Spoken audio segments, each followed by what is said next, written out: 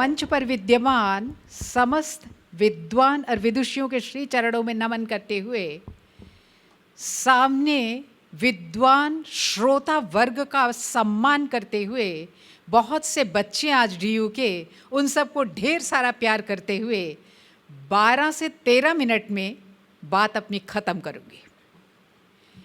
एतद् देश प्रसूतस्य सकाशात् अग्रजन्मनः स्वं स्वं चरित्रम शिक्षेरन् पृथिव्याम सर्वमानवाः। मनुस्मृति की ये लाइन स्पष्ट करती है कि इस देश ने चारित्रिक विकास के साथ शिक्षा को पूरे पृथ्वी पर फैलाया। प्रश्न उठता है कैसे? मैं कोटेशंस को छोड़ रही हूँ क्योंकि टाइम कंस्ट्रेंट है। मैं आज अपने वक्तव्य में शिक्षा और ज्ञान के उस पहलू पर विचार करना चाहती हूँ जो कि मात्र भारत की देन है और एकमात्र भारत की देन है। कोई भी संस्कृति और सभ्यता आज तक इसके छोर को टच या स्पर्श भी नहीं कर पाई। ऋषियों ने गहन तपस्या के उपरांत इसको प्रस्तुत किया। इस विशिष्ट पद्धति का नाम है संस्कृत की ओरल ट्रेडिशन, मौखिक परंपरा, कंठ परंपरा या फिर श्रुति परंपरा। यदि इन शब्दों पर गौर करें तो ओरल का अर्थ होता है रीडिंग या स्पीकिंग स्किल। हिंदी भाषा में मौखिक परंपरा अर्थात मुख से उच्चारित परंपरा, कंठ परंपरा गले से उच्चारित परंपरा, श्रुति परंपरा कानों से सुनने वाली परंपरा। कुल मिलाकर आपके शरीर के 3 अंग इंपॉर्टेंट हो गए। एक हो गया मुख, दूसरा हो गया गला, तीसरे हो गए कान। इंग्लिश में कहते हैं इसे माउथ, थ्रोट एंड ईयर्स। आज के वक्तव्य के आधार ग्रंथ, क्योंकि रेफरेंस ढूंढोगे टाइम कम है, पहले मैंने रखे हैं स्वर शास्त्र। ये ज्योतिष शास्त्र का एक छोटा हिस्सा है जिससे हम नामकरण निकालते हैं।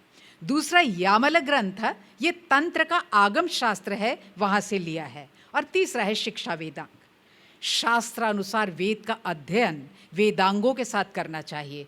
जैसे पुनीता एक शरीर है, उसका हाथ, पैर, आँख, नाक ये उपकारक हैं, इन्हें अंग कहते हैं। इसलिए कभी भी वेद का जो है अध्ययन बिना वेदांगों के नहीं करना चाहिए। अब फिर मैं उसका छोड़ रही हूँ, श्लोक ढूंढ लेना। स्टार्ट है छंदः पादौ तु वेदस्य। ये 6 अंग हैं जिनमें छंद पाद अर्थात फीट हैं, कल्प हाथ और हैंड्स हैं, निरुक्त कान है, ईयर्स हैं, और शिक्षा घ्राण और नासिका नॉस्ट्रल्स हैं, व्याकरण मुख है और ज्योतिष आँख है। जो व्यक्ति वेद का अध्ययन वेदांगों के साथ करता है वो ब्रह्मलोक में महनीय हो जाता है। ब्रह्मलोक अक्षर ब्रह्म है और यही अक्षरधाम है जहाँ मैं खड़ी हूँ। श्रीमद् भगवद गीता के 8वें अध्याय में अक्षर ब्रह्म योग एक उसने जो अध्याय का नाम रखा। ऐसी मान्यता है आम फहम घरों में, यदि मरणासन्न व्यक्ति हो उसको उसे 8वां अध्याय सुनाया जाए या वो वाचन कर सके तो वो मुक्त हो जाता है।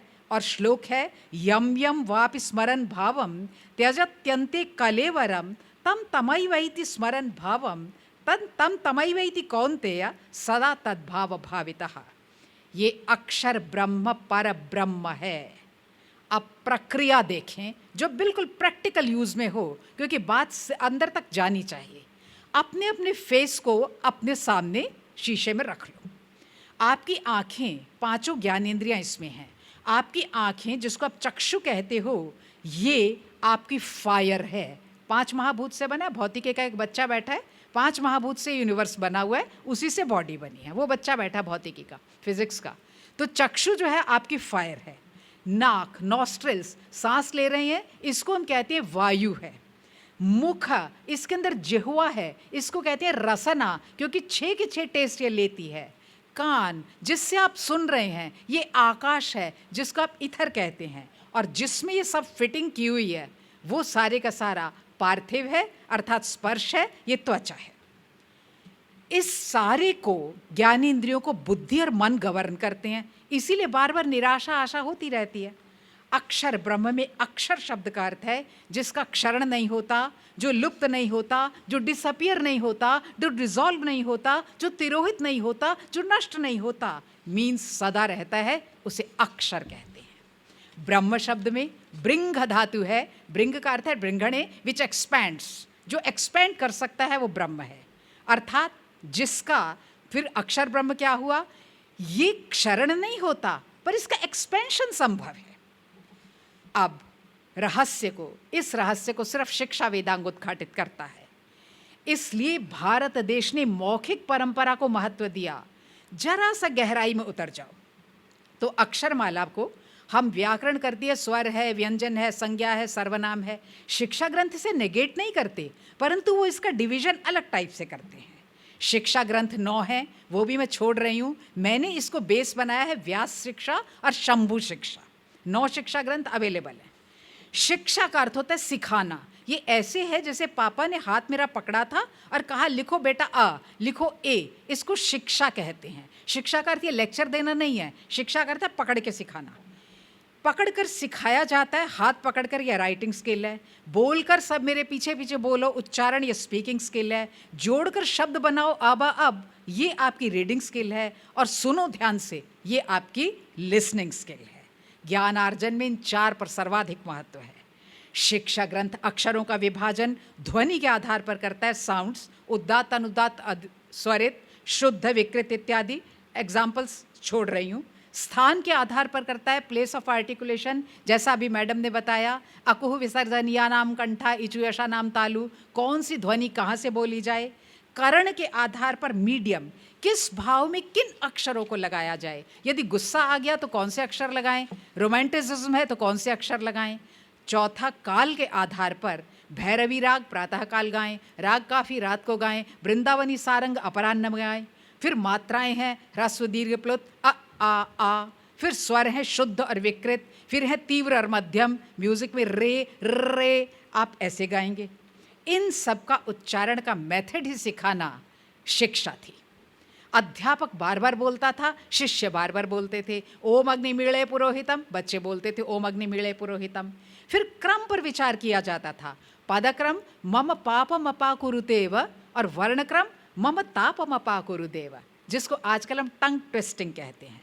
किरातार्जुनीयम में सर्वतोभद्र चक्र के अंदर वर्सेस लिखे गए हैं। देवा कानीनी का आवादे, यदि आप इसे बोलते हो तो आपके ऊपर आक्रमण नहीं होता, और आपके ऊपर आक्रमण होकर किसी और की डेथ होती है, आपकी नहीं होती। एक किताब है विश्वपादुका सहस्रम, कमाल के बंध हैं इसमें। पुनः स्वर, उदात्त स्वर ब्रह्म जाति के होते हैं, अनुदात्त क्षत्रिय जाति के होते हैं, स्वरित वैश्य जाति के होते हैं, प्रचय शूद्र जाति के होते हैं। इसी प्रकार वर्ग के पहले क ख ग घ ङ है, क ख ब्रह्म जाति है, ग घ क्षत्र जाति है। ये सारे सकाम भावनाओं के लिए फायदेमंद थे। आपकी नौकरी नहीं लगी तो कौन से करें, आपका ये नहीं हुआ तो कहाँ से उठे। प्रश्न उठता है मुख्य बात में, ऋषियों ने इस तरफ इतना ध्यान दिया क्यों? आज तो कोई नहीं देता।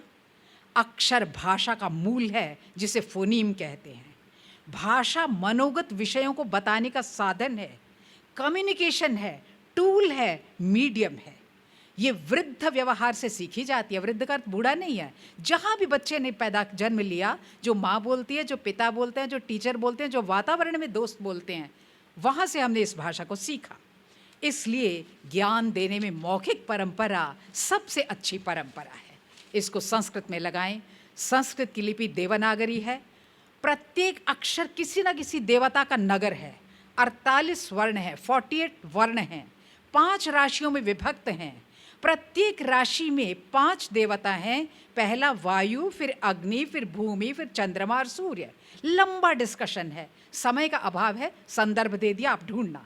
भक्ति वेदांत में इस प्रकार के पद्यों का प्रयोग मिलता है। जैसे प वायु देवता का अक्षर है तो वर्ष है पापाद पापाद पापा पाद पादद पादपा, पादुका सहस्रम से है। ज अग्नि देवता है, इसलिए महिषासुर मर्दिनी की पूजा तब सफल होगी जब आप गाएंगे जय जय जप्य जये जय शब्द परस्तुति तत्पर विश्वनुते।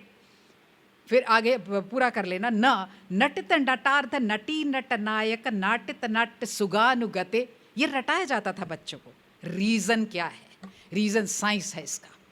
आप अपने मुख को ले जाओ, उसके अंदर ए करके जोर से करो, पीछे आपको एक गहर गड्ढा दिखता है। इंग्लिश में इसे कहते हैं ग्लॉटिस, संस्कृत में इसे कहते हैं सरह। वतु प्रत्यय लगा दो, सरस्वती यहाँ है। इसलिए पहला चंदन रामानुज संप्रदाय सब में यहाँ लगता है। आप देखो यहाँ वाइब्रेशन होती है। आप कुछ बोल रहे हो, कोई यहाँ दबा दे तो आपकी आवाज़ बदल जाती है। इसलिए यहाँ से आपका शुरुआत है। जिह्वा भगवान विष्णु की जिह्वा सरस्विनी सरस्वती है, इसलिए हमेशा आप पहले जो घुट्टी देते हो, कोई भी हो, जिह्वा पर लिखता है। श्रोत्र आकाश है। वेदांत दर्शन में सृष्टि का आरंभ आकाश से है, आकाश से वायु होती है, वायु से ये होता है, रेफरेंस है वेदांत सार। इसलिए शिक्षा का आरंभ श्रुति परंपरा से है। कान पर ढक्कन भगवान ने नहीं लगाया, आंख पर ढक्कन लगाया हुआ है। जो भी बात आप बोलते हो पूरी अंदर चली जाती है। गहरी नींद में सोए हो, माँ आवाज मारती है, आपको पता लग जाता है माँ की आवाज़ है। कंठ, इसलिए शिक्षा का आरंभ श्रुति परंपरा है। आंख विचलित कर सकती है, कान विचलित नहीं करता। कंठ विवर से स्वर संरचना की उत्पत्ति होती है, इसलिए मौखिक परंपरा, पैटर्न, पद्धति अधिक उपयुक्त है। आपने देखा होगा पूजा में कर्मकांड में करते हैं, ओम अपवित्रः पवित्रो वा सर्वासु अवस्थासु वा यह भवेत पुंडरीक यह स्मरेत पुंडरीकाक्षम सबाह्य अभ्यंतर शुचि, वो अपने आप पवित्र हो जाता है। लास्ट एग्जाम्पल देके मैं इसको विराम देती हूँ। और जब मैं बोलूँ इसका रीज़न अक्षर ब्रह्म है। मैंने एग्जाम्पल लिया पुनीता का, आप अपना अपना नाम याद कर लो। पुनीता मैंने अपना लिया है, याद करो। इसमें जो बीज था पुनीता का, वो मेरे पिता का था, मेरा नहीं। जहां पर जाके गिरा माँ का गर्भ था, उस रक्त में मैं बड़ी हुई, मेरा नहीं था, माँ का था। जब मैं पैदा हुई तो मुझे पहला आहार जो ब्रेस्ट फीड मिला, वो मेरा नहीं था, माँ का था। फिर मैंने खाना खाना शुरू किया, जो मैंने अन्न खाए, चपाती खाई, भूमि ने उगाया, अन्न भूमि का था, मेरा नहीं।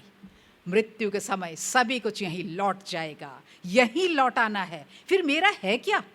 शंकराचार्य कहते हैं अहम निर्विकल्पः निराकार रूपः। ये वाला याद कर लेना, लंबा बोलने में वक्त लगेगा। लास्ट में कहते हैं चिदानंद रूपः शिवोहम शिवोहम। इसका रेफरेंस है निर्वाणाष्टकम से लिया है। अहम निर्विकल्पः निराकार रूपः विभुत्वाच्च सर्वत्र सर्वेंद्रियाणाम, ये वाला वर्ष है। फिर मेरा है क्या? शास्त्रानुसार ईथरिक बॉडी सिर्फ हमारी है, जिसे मुझे लेकर लौटना है। जिसे मुझे लेकर लौटना है, संस्कार उसका होना चाहिए। जो यहीं छूट जाना, उसके संस्कार की क्या आवश्यकता है? इसलिए हमने शिक्षा के स्ट्रक्चर को एनर्जी सिस्टम पर रखा, व्यर्थ प्रयत्न नहीं किया। हमने फोकस किया एनर्जी सिस्टम को। पार्थिव शरीर जिसमें 10 इंद्रियां हैं, यहीं छूट जाएंगी। इसलिए शिक्षा को जेंडर बेस्ड करना, शिक्षा को जाति बेस्ड करना, वर्ण बेस्ड करना और उसको इकोनॉमिकली बेस्ड करना, सबसे गहरी गहनी बिल्कुल घृणित सोच है और बौनी सोच है। इसके बाद पार्थिव शरीर एक ग्रॉस बॉडी है। सूक्ष्म शरीर मन, बुद्धि और अहंकार को लेके जाएंगे। एक एक इंग्लिश ट्रांसलेशन, मन का अर्थ है माइंड, बुद्धि का अर्थ है इंटेलेक्ट और अहंकार का अर्थ है आइडेंटिटी। ये लेके मैं चलूंगी। किस में? ईथरिक बॉडी में, जिसे आप कॉजल बॉडी कहते हैं। ये फिजिकल बॉडी का एग्जैक्ट रेप्लिका होता है। ये सूर्य से लाइट लेता है और हीट को लेके अपने में एब्जॉर्ब करता है, फिर शेष शरीर को देता है।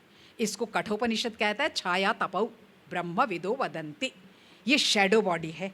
ये ही मुख्य शरीर है जो फिजिकल बॉडी के मैट्रिक्स को अगले जन्म में तय करता है। ये आकाशीय शरीर है, इसीलिए आकाश का गुण शब्द है, शब्द गुणकम आकाशम।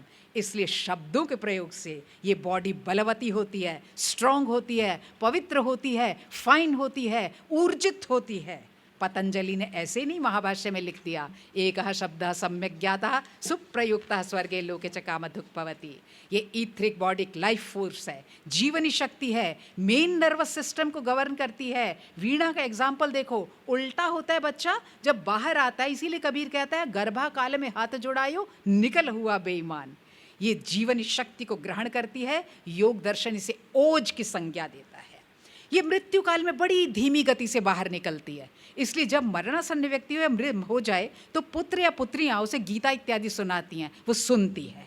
ये ही श्राद्ध का मूल कारण है, ये ही गोत्र संरक्षण का कारण है। इसी के कारण गीता वर्ण संकर को सबसे बड़ा पाप मानती है। इस ईथरिक बॉडी ये मूल है। आज के अगर साइंटिफिक भाषा या कंप्यूटर भाषा लगाओ तो एटॉमिक वेब है।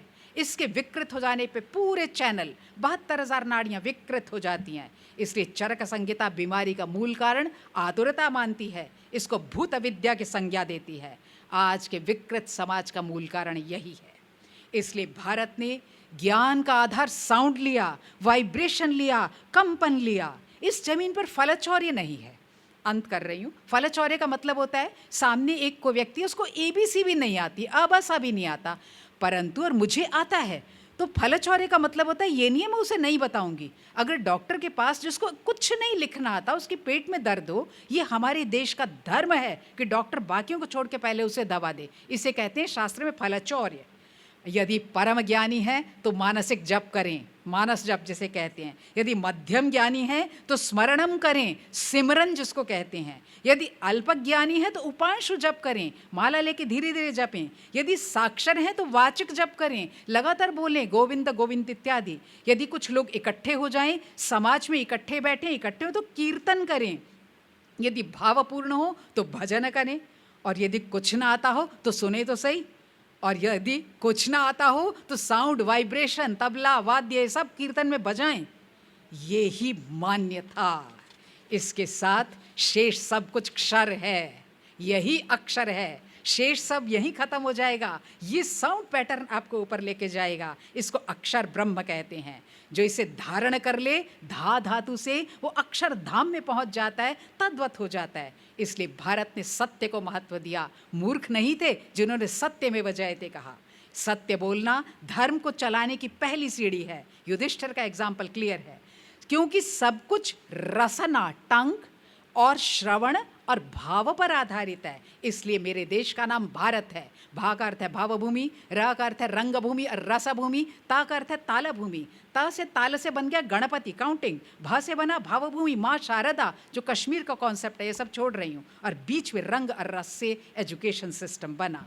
इसलिए भारतीय मनीषा ने शिक्षा के मूल में स्पष्ट रूप से मौखिक परंपरा को माना, क्योंकि ये स्थायी लाभ था। इसी को अक्षर ब्रह्मयोग कहते हैं। मेरे को आपने बहुत पेशेंस से सुना, धन्यवाद। जयतु संस्कृतम, जयतु भारत।